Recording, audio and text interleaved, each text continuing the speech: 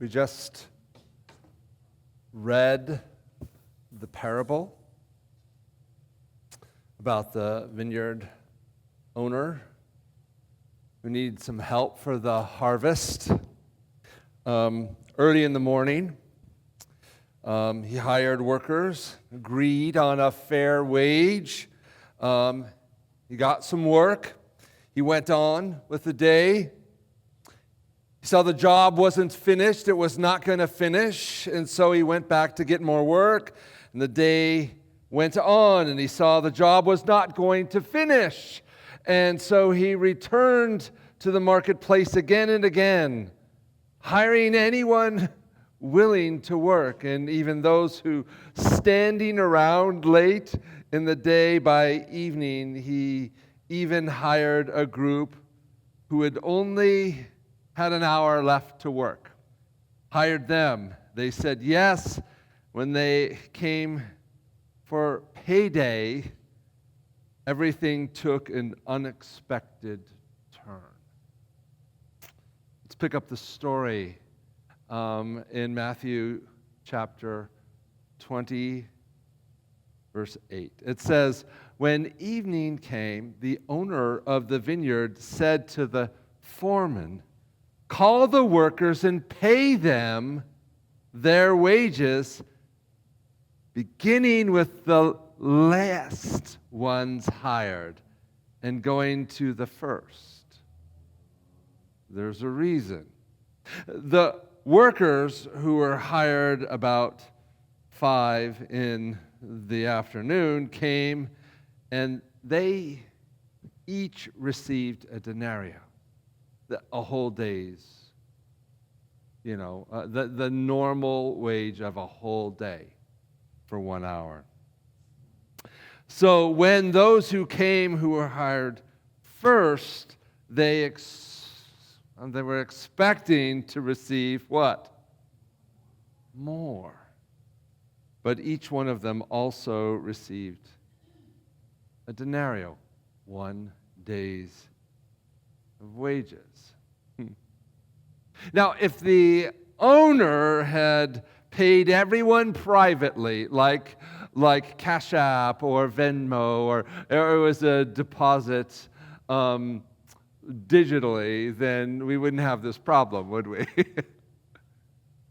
I mean, instead, he decides to line them up, all of the workers, and paid them in full view of each other.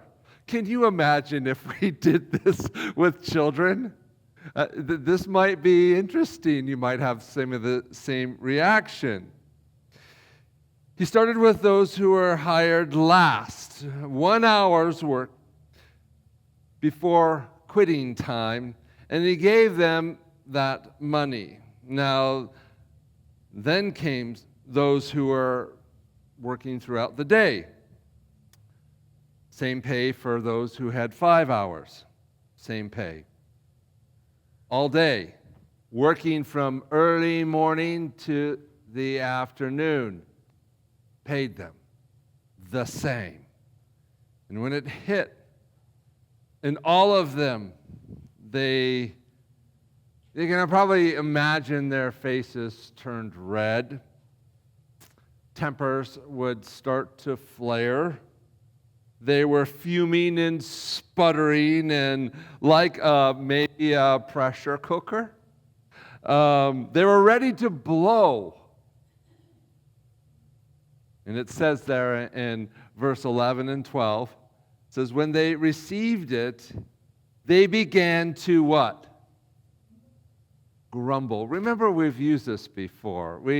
This word of gogosmo. It's the idea of complaining, but it's not just complaining. It's like whining with the throat. It's getting the lips involved. It's the things that you say that you don't want to say it out loud, but you want to say it audibly. So on the top of your lips, that's you say that. It actually mimics kind of the cooing of a dove. It's just like little underneath the bread. So it is a beautiful sound when a bird does it. Not very good when humans do it. They grumbled against the landowner. Those who were hired last worked only 1 hour, and they said, "You have made them" what? Equal to us, who have borne the burden of the work and the heat of the day. Grumbling. Somehow, the early risers did not want to be made equal. Making them equal. If you were saying it's the owner's money, it's not your business, get over it, right? But it's the owner's money, so they could do whatever they want. It still, no matter what, seems like there's something wrong. And why? Why is this real argument for the way that they were hiring people? It just doesn't seem right. Right? In Matthew verse 13, it says, when he answered one of them, he says, "I'm not being unfair to you, friend. Didn't you agree to work for a denarius?" This is not a lowball deal. They got paid what they should get paid. Take your pay and what? Go. It says, "I want to give the one who has hired last the same as I gave to you. So don't I have the right to do what I want with my own money? Are you envious when I am" what? Generous.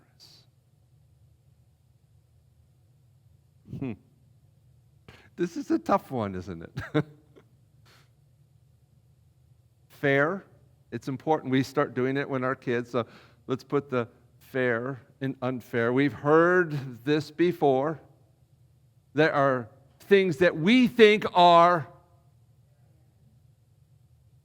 and then there are things that are not unfair in this world. What about equality? You'd made us equal to others. And equality is supposed to be a good thing, right? And inequality is clearly not good. When you start thinking about these concepts that we throw around and these truths and maybe virtues that we think, are they really the target? Are these the virtues that Jesus is trying to teach us? What's the real question? Why is this parable given? And what is the real question that Jesus is trying to? Is he trying to teach that fairness is so important? Well, it's not fair if you're going to use that as the target, right? Fairness? Because there's a sense of equality in that too. So you have this like two concepts that are bumping into each other and having a conflict. Is fairness mean being equal? Is it right to treat everybody the same way? When you think about it, no. It doesn't matter where you're at. Somebody is born in America has an educational system, but there are some people who are going to be born into a place that don't have those opportunities. They might have other virtues that might be good. But ultimately, we don't get to choose when we're born. How many was How many said, I just really want to be born now? Or to be born to your parents? No. So we are in this world, and in some places, they just, no matter what, you treat them the same way. It just doesn't work. Some people need more resources for education. The first thing you need to do is you need to give them actual water to drink because they can't even survive without water. So there are things that take more resources, and this is exactly why we don't want equal, you want fair, better resources. There are certain things that will require more. And if you think about a higher goal, then you'll ask, is there something more than just equal? Is there something better than just your version of fair? Well, these are things that are probably not going to solve all of that, but there are so many beautiful insights in this parable. And it's hard to target one. And so let's just do this. Let's just survey it. Find a few takeaways that we can actually personalize.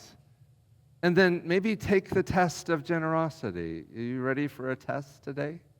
Sorry, Ali's totally checking out right now. I said tests. Spring break is still in play until Monday morning at 8 o'clock. So, sorry. But it is real. So, let's go back to the parable, though, okay? Let's go back to the beginning, because you have to go to the beginning and see a couple key insights. Number one, it says in the kingdom of heaven, verse 1 and 2, it says the kingdom of heaven is like a landowner who went out early in the morning to hire workers in the vineyard. He made that agreement. Verse 3 and 4, it says about 9 in the morning, he found somebody who was doing what? Standing in the marketplace doing what? Wait a minute.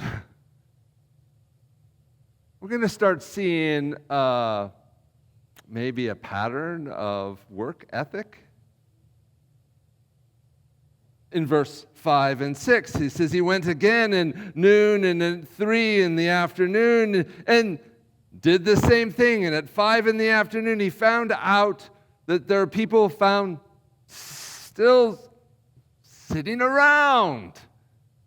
He asked and said, "Why are you standing here all day doing nothing?" So when you hire workers there, Chad, you got workers?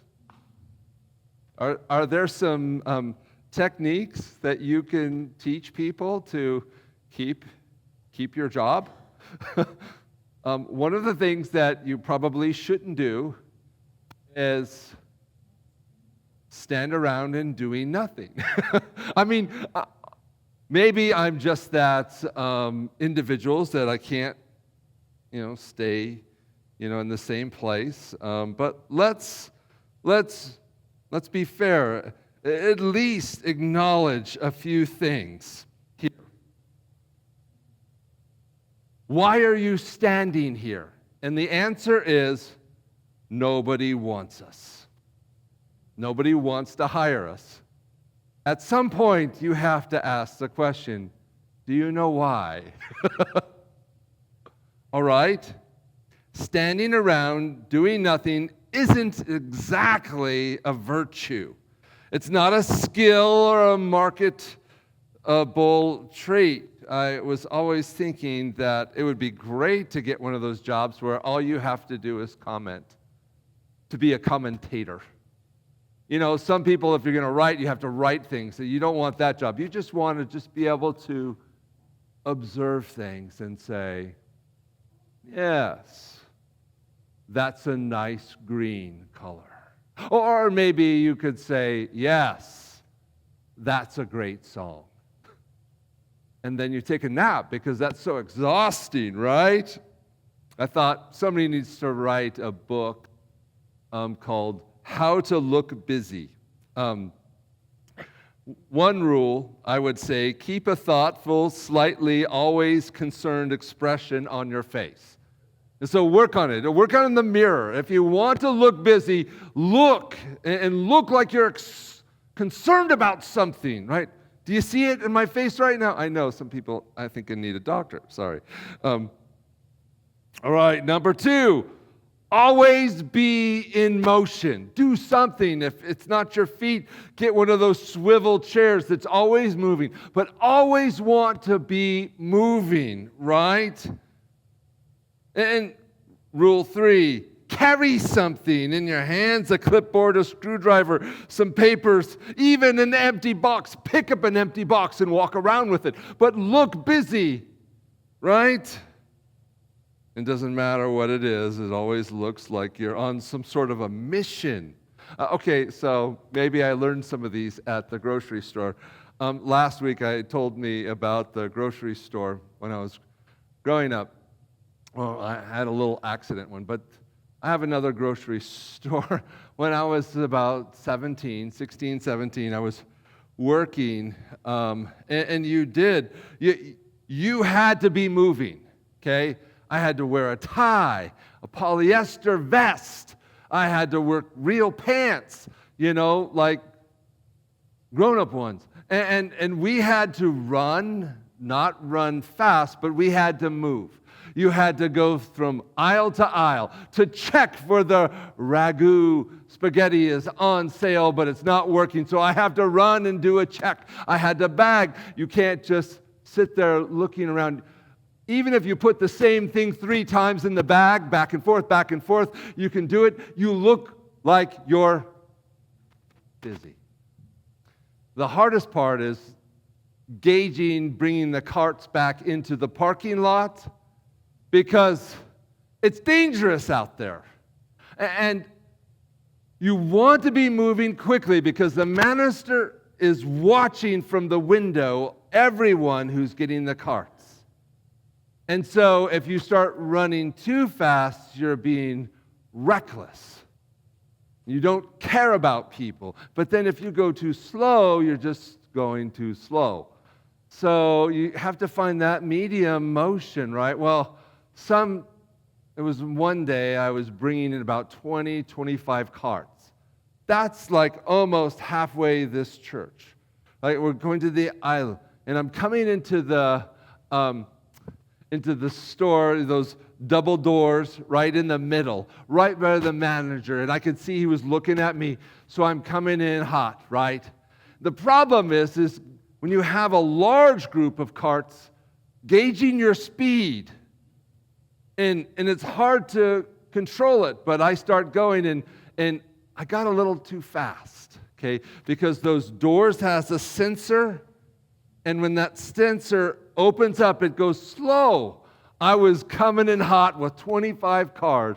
The manager's looking at me, and I noticed right when I got to that, like 4 feet before that, there's no way to stop this. These doors opened up about a third of the way. The carts hit that big window, and it fell off. Just missed the manager, hit over onto the cart station. It didn't crash. It just stayed in one place. And everybody stopped. The manager looked at me, and I had to negotiate this giant mess that I created. And the one thing I guess I would put in that book of things to do would be you need to learn about timing. That would be a big thing. So put that in chapter 4, chapter 5. That would be good. But you're trying to work hard. And I was a hard worker, and I was working too hard in one way, right? Not the same problem here in this parable. We have people at the end of the day that doesn't really seem like they care. Or perhaps they were not chosen because this is not a candidate that has a good resume. Or this is the person that might be able to do the job well. So there could be a lot of different reasons why you'd be left and overlooked, passed over, but they're still there all day in the parable.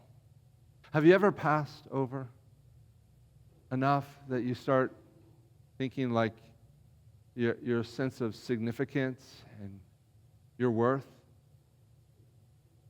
That maybe you question that? And all of this. These are things that happen in this beautiful parable. But I'll give you one moment here. I have a few insights or maybe a couple takeaways from this parable. When you look at this, there is like a sense, maybe a message for the people who are hearing the listeners that Jesus would have. Number one, I would say this. Number one, we have no reason to boast or no right to complain in this parable. There is a sense of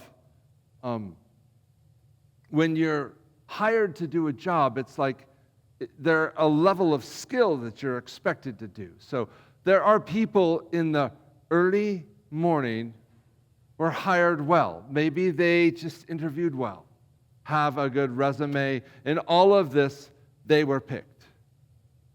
Maybe they have some skills. But this whole parable is really not about labor or work ethic. It's about how we see people. And if that's the case, this parable is coming at the last week of Jesus. And he's trying to teach his own disciples. The Pharisees are listening to this. The church is listening. The religious leaders are listening to this parable. So the message is not really about work, is it? It's really about how you see people. And how do you relate to the owner? There's no real reason to boast. You were unemployed in the morning. So you didn't have a job. So now you're boasting because now you have done something? No, you got paid to do the one thing that you were called to do. And there's no reason to complain because if somebody has a better deal than what you think. But there's a real question is it really great to be able to work 1 hour and get paid all day? Now, we'll talk about that a little later, but I want to think about the strengths and weaknesses for a second here. Because in this, you'll see that if you're efficient, is that like a weakness or a strength if you're efficient? What if you're a little bit more cumbersome? You take more time. Whether you're fast or slow, which is better? Efficient? I want to give you a principle.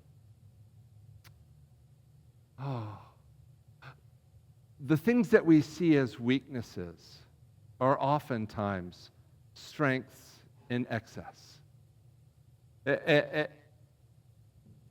If you are a person who is domineering, we would say that that's kind of a weakness, right? You can't handle that. You can't work with people like that. But typically, domineering people, they just learned early on to make decisions, and they were successful at one point, and they start supporting that, and they depend on those decisions. And you get them in a group, what happens? They're the only person who stands up, the only has an idea, and then they just follow it, and they just get into this rhythm. it's one of those things that it's a strength of leadership, but goes into excess. Same thing for people who are what we call a doormat, right? If you let people walk all over you to speak into your life, and that is a weakness or a strength. Well, when I look at that, I have people that I know and love, and their first impulse is not to defend themselves, not to argue, but to absorb the words of somebody would to say to you, to give to you, to share, to give their opinion of them. They would just absorb it first without any filters. Like you accept somebody's statement about you, and these are people who will get bruised by this. And they become so selflessness to their own demise. You see, like any strength could be put into excess and be a weakness. So I wonder, being efficient or just being a little bit more patient. High achievers or struggling leaders. Some successes, if you are very successful because you're a high achiever, you can actually lead to a sense of arrogance. Are you committed or divided with your decisions? I mean, do you know people who have like so many things that they're making decisions and they don't make any decisions at all? But if you're a committed person, you might have so much passion and sometimes turn rigid with your processes, and divided hearts can reflect just kind of a sense of fear. I don't want to make the wrong decision, so you don't make any decision. What about being attentive or distracted? Those two tensions there. Focused on people.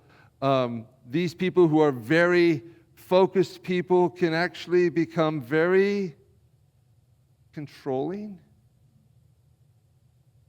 And those who are easily distracted can actually neglect some of their responsibilities. You see, there's always going to be some sort of a sense of a tension between our character and those virtues in our lives. And when they go into excess, we don't have that balance. If you don't have that back and forth in that, it gets to be a problem. And all of that, you can see it, whether you're organized or scattered, or confident or insecure, bold or cautious, or independent or dependent. Are those things are both good things? Yes.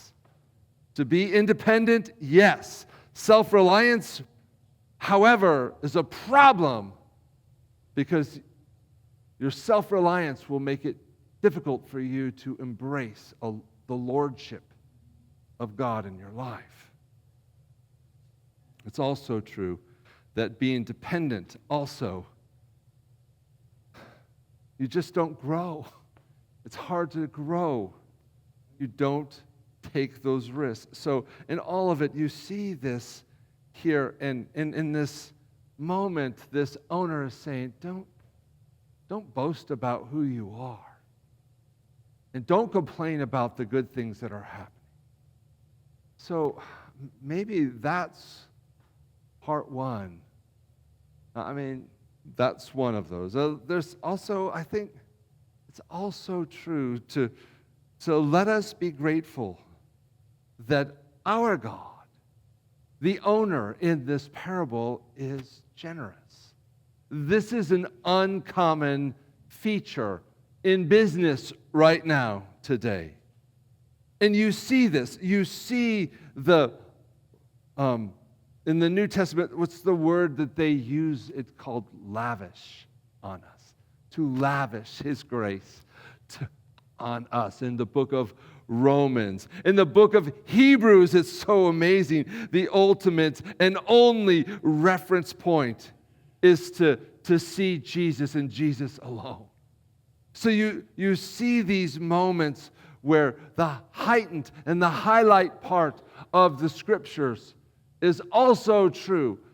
To see God as a gracious God, a God that has the sense of abundant grace to other people. To picture this, I was, so some of our CCA students, they painted this picture. There's many pictures that we did, but this picture of Jesus is actually one that's made by a paint by number picture. I know. So we need some, but each color captures a quality of Jesus in the Gospels. So you have those qualities, but that's a particular, and there's 16 colors in that, if you didn't get that, by the way, and all of that. But all of them can actually, underneath the heading of the generosity of God's love, underneath all of that, if they picked one phrase, it would be the generosity of God's love to people. So yeah, if there's an insight there, do you tend to boast about what you've done? Or whine or complain about something that's not working well? The whole parable is really about, are you going to highlight the generosity of the owner? Are you going to fix problems by heighten or highlight the problems in our lives? No. So I'll say the third one here. And these are only 3. I actually had about 7, but it's potluck, and I don't know about you, but I get hungry by noon. But I'll do this one. I think it's actually probably the best one here. Is the grateful people are better off than the grumblers. In your life, is that true? The people who are productive and joyful are the people who are grateful. In all of this story, if God were to line us up on the day of judgment, okay, and we get your ticket into paradise, we all get something that we did not deserve, right? Or unless somebody here says you deserve that ticket. No, that's the point. We forget that whether you're like hired at 6 a.m. because you had some skills, or you were at the end, when they didn't see me, they didn't find me as significant in value. But everyone gets the same ticket. And it's not equality because nobody's getting what they deserve. It's better than fairness. It's better than equality. It's called generosity. This is the attribute of God, is being good. In all of it. I'll just move to the last slide here. There's a question, and I gave you a test, okay? It's the last one here. To go to the end here. There we go. At the end, Jesus says this. He says, the reason why this parable is important is to highlight this truth. Many who are first will be last, and many who are last will be first.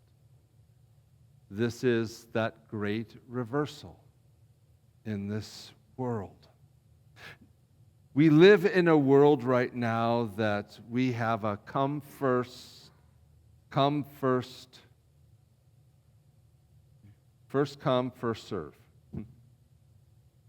And it works in some places, but it doesn't work in God's kingdom. So when you look at this, what would you check if you want for your kingdom? There is this, there's not a lot of examples of people who are being generous in our society or businesses, but there's one that I would like to leave you with a story. It's yogurt. Chobani. The factory for this yogurt, for Chobani, it's in New York, upstate New York. And it was about 8 years ago that the owner of the organization, the business, brought 2,000 employees into the building. His name is Hamdi Uluaka. And he brought them in, and he told them, all of them, from the janitor to the people who were processing, doing computers, managers, VPs, that he took 10% of the entire company and he gave them a piece of the company, all of them. They all became partners of the company.